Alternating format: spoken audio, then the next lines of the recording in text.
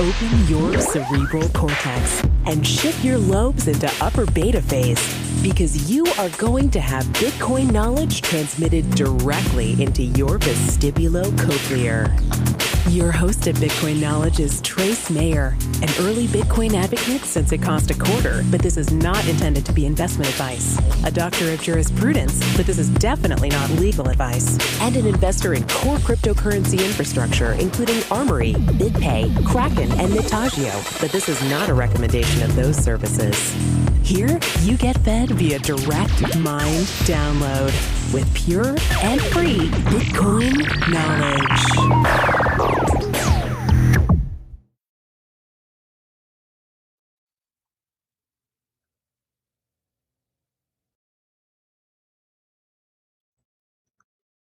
Okay, welcome back to the Bitcoin Knowledge Podcast. We have a tremendous interview with Peter Kirby. He's president of the Factom Project. Welcome to the podcast, Peter. Thank you. Thank you, Trace. So how'd you get down this rabbit hole of the magic internet money? How'd you get How here? did you drink the Kool-Aid? I got into... Was it any good? Still delicious, Trace. Grape flavored. It's perfect. 2012, end of 2012, I started getting interested in Bitcoin. I bought some. I bought enough that I was able to sell some and take my fiance at that point to France. So in the thousands range, not the millions range. But that was enough for us both to be sort of permanent Bitcoin geeks. And let's let her put up with all the other stuff I've done. Right. So as a recommendation to all the people out there who have significant others that are, let's say, skeptical, buy them a vacation. The best thing you can do for your future career in Bitcoin. Better than chocolate. Chocolate in southern France is fantastic. Yeah, she won't whine about your magic internet money. Yeah, exactly. So, well, now it's real internet money. So we're proof of chocolate. So we're looking at this Factom project. One of the things I find absolutely fascinating about the Bitcoin blockchain is that from an information theory point of view, we're able to create a fact. Oh, yeah. An immutable fact. Yeah. So my background's in accounting, and, we've got debits and credits. It's a almost 500, 600-year-old system. Sure. And for the first time, because Satoshi solved the Byzantine generals' problem, we now have a practical implementation of triple entry bookkeeping that has been able to create this immutable fact in terms of information theory. Can you talk a little bit about, what are we doing with that at this Factom project? What are you doing to harness this tremendous innovation? Yeah, absolutely. I mean, we've created this amazing digital ledger in the sky that's distributed and owned by all of us and none of us at the same time, right? Incredibly powerful piece of technology. And Bitcoin is really great for recording these financial transactions. But we're saying at Factom, hey, there's a lot of problems that look a lot more like data than just financial transactions, right? It's not just sending a coin. It's making all these data pieces immutable also. So the easy solution, or the easy way to think about this, is like tamper-proof records. How do you build a record-keeping system that, really does track every change? If I misspell something and I correct the spelling, I know that correction is tracked. If I, transfer a title record, I know that that's transferred correctly. I can follow it from the beginning all the way through. Right. So data and immutable data is a really, really powerful concept. And like you said, it builds this third party, totally auditable transparency layer for any business system, not just a financial transaction. What about spoliation of evidence? I mean, Arthur Anderson, Enron, shredding documents. Oh, there's good business in destroying stuff. How's corporate America going to survive if we can't spoliate the evidence after the fact? So Paul Snow opened the Factom white paper by saying honesty is subversive, right? That transparent systems and truly immutable data is a really powerful concept that changes the way the world looks, right? If our banks are no longer black boxes, if our governments are no longer black boxes, if our business systems are no longer black boxes, that shifts the power, that moves the cheese of some awfully big rats. And they're going to fight back. But we really do believe that transparency is good for business, right? When you talk about the Enron example, you're talking about a company that imploded because it was lying. When you talk about the billions of dollars in fines that the banks paid for the robo-signing scandal, You're talking about like people getting foreclosed on that probably shouldn't have. You're talking about a lot of pain in these systems being black boxes. Oh, and the people who are affected with that. I actually had a friend. He, West Point, Army Ranger. Yeah. He protects diplomats at a U.S. embassy. And while he was on assignment overseas, one of the major banks foreclosed on his house illegally. Yeah. Hello. Yeah. And then he had to fight him in court, and it cost all this money, and he eventually won, but didn't get all his money back. And this is somebody who's serving our country, and he gets screwed because big banks are in there filling in the blanks. And lying. Yeah. And then covering up the lie after the fact. Yeah, because they don't erasing or changing the data. Yes. So if you really think about immutable data, it's a powerful tool to protect individuals from big institutions, right? I mean, that's the libertarian voice. But like I said, there's a lot of value created there also. Don't forget, those are all mortgage-backed securities, right? Which means there's a buyer and seller on them. And they thought they were buying AAA bonds, but in fact, they were buying a lot more garbage. If you can start creating totally transparent business systems, you can start building better investment tools. You can start building better investors and better investments for people, right? So there's a lot of value that can be created by honesty and transparency also. It's not all about catching the bad guys. It's about creating a lot of value for people who want to be the good guys. How does Factom do this? You guys came out with what you did with the Project Gutenberg. Yeah. Maybe you can describe that a little bit. Sure. Okay, so the idea of Factom is it's a data layer on top of the blockchain. It basically lets you build chains and chains of data.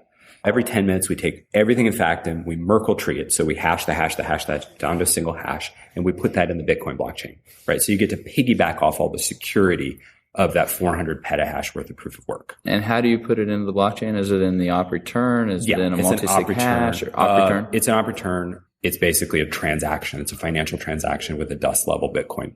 Okay. So that's basically how it works. Factom has its own consensus mechanism, its own security, but every 10 minutes we basically roll it all up and put it into Bitcoin. So it creates an additional sort of audit layer for it. Are the Satoshis that are used in the dust transaction recoverable? They're spent, right? I mean, they're spent, but goes into the total mining rewards. because it's in the op return, but the dust amount, is it just going to sit in the blockchain indefinitely, or are you going to be able to reconsolidate those back into a transaction so the Satoshis are reusable? Because you would still have the hash in the block, right? At some point we're getting beyond my technical ability, but I would assume that you could consolidate them. I would assume also we might want to spend more than just the dust level to make sure that it moves through the system fast. Our very smart developers are coming up with better ways to think about that, but it's an op return with some amount of transaction fee to make it an actual Bitcoin transaction. Right. You could do it with zero fees, but you can't guarantee it's going to go through. Because you're talking about potentially, how many of these transactions could end up getting? Well, we do it every 10 minutes, right? So it's going to be hundreds rather than billions. But you'll probably have billions of transactions total, but you're hashing them all down via Merkle tree into the single hash, right? Oh, yeah, absolutely. So the point of the story, this is part of the how do you solve Bitcoin bloat conversation, right? And the solution is not to put a ton of stuff into Bitcoin. It's to roll a ton of stuff up and put it in Bitcoin systematically, right? Roughly once per block. One hash. Yeah. Exactly. And that one hash can cryptographically prove thousands and tens of thousands of pieces of data. Yeah. You've got cryptographic proof from that hash to any other point in Factom because it's a Merkle tree. So the way I think about it is it's just tiers of hashes that all you can roll up to any point. So it's sort of a systematic way to secure data. But Factom is a distributed hash table, right? So that data can be fully available. We're just piggybacking on all the proof of work. So you don't have to worry about the reversibility problem. You don't have to worry about building our own version of a proof of work blockchain. The innovation is really that you can build these blockchain technologies layers, just like the internet's built with TCP/IP at the bottom layer and HTTP, and then you build fancy tools like Flash and HTML5 on top of it.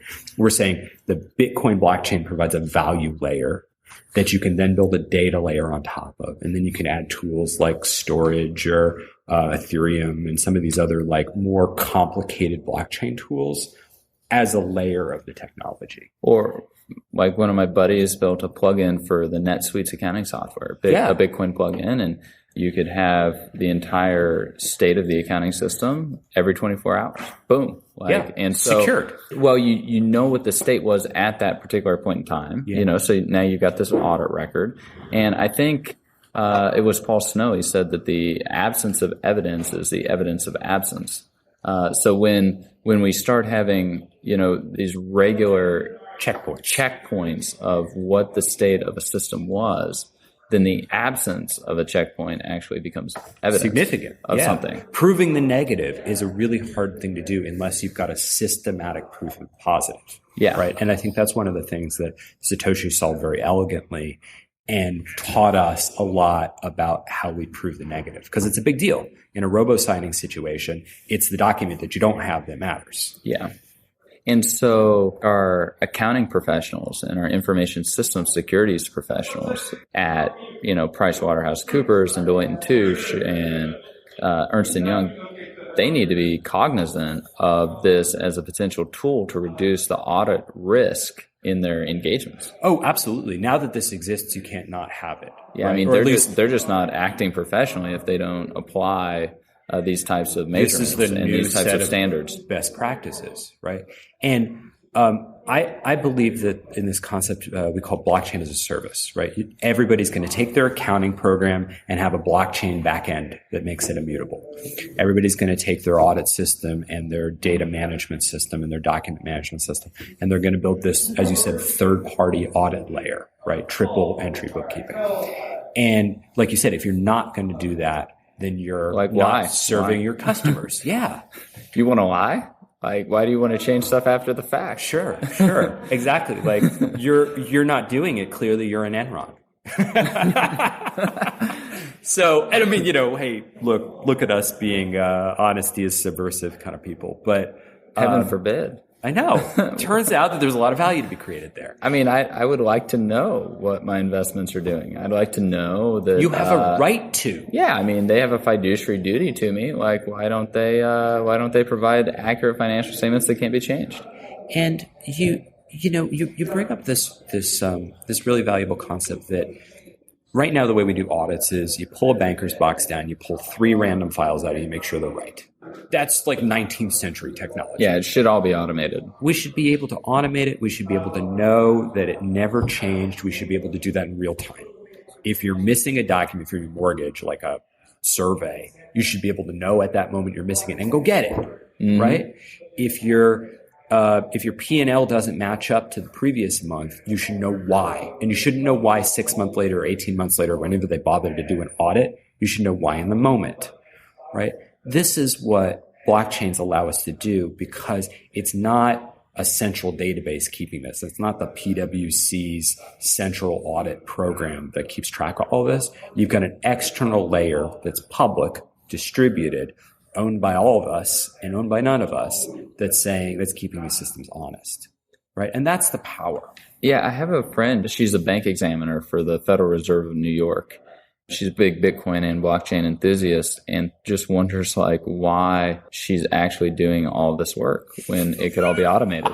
Wait a minute. At some point, somebody at PwC and Ernst & Young's going to go they're trying to put me out of a job. Well, obviously, there's always going to be smart people designing systems. Right? But, as Gouda wrote, the sun retreats, the shadow flees. Sunlight is the best. Sunlight's the best disinfectant from a U.S. Supreme Court case. Yeah. But, the glow retreats, the shadows flee, which Nikola Tesla actually, it was his inspiration when he conceived of the AC current system because, as we brought electricity, the sheer amount of human labor that was needed just to wash clothes or wash dishes or all this stuff, we can have machines do a lot of this stuff. It raises standard of living, increases productivity. We really don't need people looking through all these paper documents. Of course, that's a crappy is that job really is that really the highest and best use of our human labor? No. Because the way they do that is the guy who's pulling the banker's box is the brand new accountant who's bottom of the totem pole. Yeah. Right. And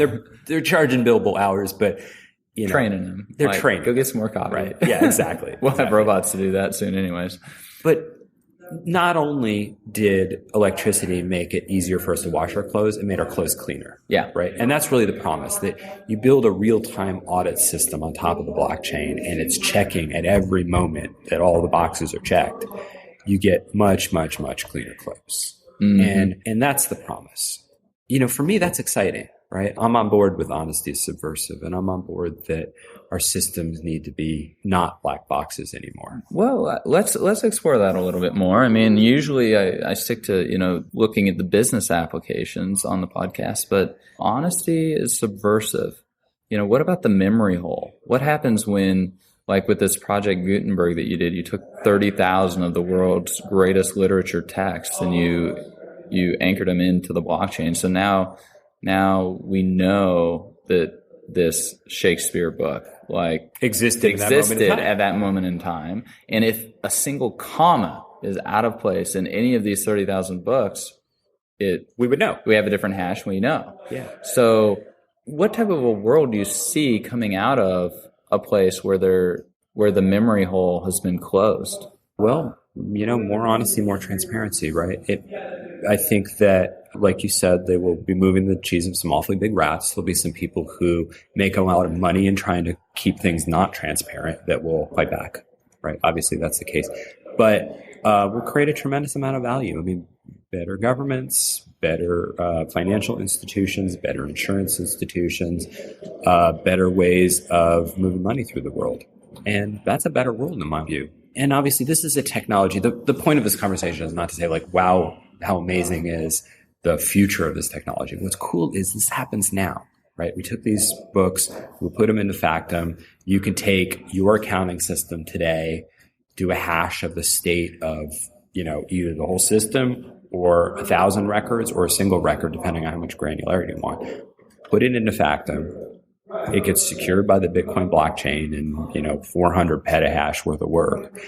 And you can start building a better system today, right? And of course, we're a long way from banks that aren't black boxes. There aren't black boxes, but this is the path there. It's a thing, right? And we see the trajectory of where the world's going. Yeah. The shadows are retreating. The rising sun, the shadows are having to retreat. Let me tell you a fun story about a very practical solution for this. I was down in Central America, and this country had built a very expensive database where they digitized all their title records. Right, huge project. The World Bank sponsored it, and as soon as some bureaucrats got access to that database, they started giving themselves beachfront property. Right, it's like, and everybody goes, "Well, it's Central America," but big deal, because when you don't trust the collateral and you don't trust who owns it, you end up paying 18% interest on your mortgage for 10 years. You have a credit card on your house, right? Which means that all entrepreneurship is normally funded by people borrowing against the assets they have, right? So you've got a very, very low capital base. You got a whole bunch of people who don't trust the government to record their stuff. So you got 60% of the title records in the country not even recorded. And it's a whole huge mess. So you go in and you say, hey, look, we were there. We talked to, all the important people, and we saw this, mess of records that they had and stuff. And we said, look, we can build you a tamper-proof layer for your entire title industry, build a 21st century application built in like cloud technology, right? It's going to cost a fraction to deploy, and I can clean up your title system systematically, right? And what that means is not just that the title records get secured against the blockchain, but the whole process. The attorney that signs off and says, I agree this isn't fraudulent, that gets in the blockchain. The person who types in the legal description, into the blockchain. The person who verifies it, into the blockchain. So you got a proof of the whole process. You prevent the garbage in. Suddenly you got a path forward to unlock that, I think DeSoto called it $9 trillion in locked value in basically properties you can't land on because you can't trust the collateral. Suddenly you can start thinking about agricultural deals and mineral rights and people making a living from this land that they own without fear that somebody's going to go snatch it up because it's a nice piece of property and they have access to the database. Yeah, I think that's one of the things that Bitcoin, that's a tectonic plate level shift in terms of economics, is that Bitcoin has changed the economics of violence. Yeah. And it's drastically reduced the cost of protection when it comes to property rights. Sure. And so, don't enforce it with guns, enforce it with the blockchain. Well, yeah, I mean, go ahead, shoot that math problem. It's a great way to solve it. You use up all your bullets. Yeah. Paul Snow said this beautifully. He said, he's like, we tried wars. Now we tried regulation. Let's try math. Right? And that's a great way to solve problems. It's hard to shoot at math. Hard to argue with it too. Yeah, it's math, right? But what does that mean? That means you can get out of the business of trying to fight over stuff and move to the business of starting to create value on top of it, right? If I'm a bank and I'm looking at Title A that's secured by some piece of crappy software that bureaucrats have been hacking into, and Title B is secured by the blockchain, it's pretty obvious where I want to lend my money. Right? Which means that I can lend at a lower rate, which means people can invest more in infrastructure, which means people can borrow some money against their house and build that software application they've been working on. You start having a path toward economic growth that doesn't involve who has the biggest guns. Great. And it's not some pie in the sky thing. It's an application that we got it right now. Couple months to build, right? I can deploy it tomorrow. Yeah, I can deploy it in May, let's say. It's April now, so I don't want to get ahead of myself. But, Factom's an alpha product right now. You can build interesting stuff on top of it. We showed a couple proof of concepts, and we're working on a bunch of other interesting proof of concepts. So, well, cool. It's been a wonderful interview. This has been fun. Thank you. Thank you for giving me an opportunity to geek out about the economics of transparency.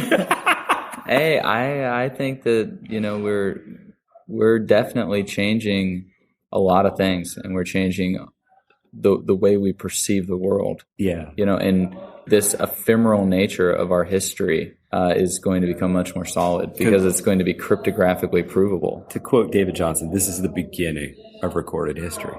Yeah, before blockchain and after blockchain. Exactly. not to say that we don't have egos around this, right?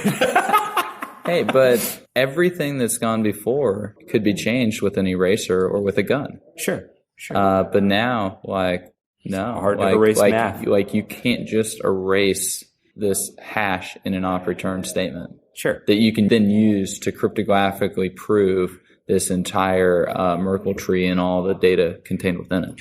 Yeah, and obviously, with enough giant supercomputers, maybe you could change one of those hashes, but it's really hard to erase the whole record, right? The whole proof, and Bitcoin blockchain has 400 petahash worth of work that goes into it every second, right? Yeah. It gets infinitely harder to change every brick below there. Yeah. So it's powerful. It's a really powerful idea, and it's fun. Obviously, it's fun to geek out about it, but for me, it's even more fun to build this stuff for real. Right? Yeah, well, it's great talking with one of the players on the field instead of just the spectators. Thanks so much for being with us on the podcast. Peter Kirby, president of the Factom Project. Thanks for being with us. It's a real pleasure, Trace. Thank you. Be sure to get a copy of the free Bitcoin Guide at freebitcoinguide.com. Got a question or suggestion? Record your voice at bitcoin.kn. Don't be shy. To help the show, share bitcoin.kn with friends, post about it on Reddit, and otherwise spam the interwebs. Your iTunes comments and 5-star reviews are very important to us. Please continue tuning in to the Bitcoin Knowledge Podcast, where we release interviews with the top people in the Bitcoin world.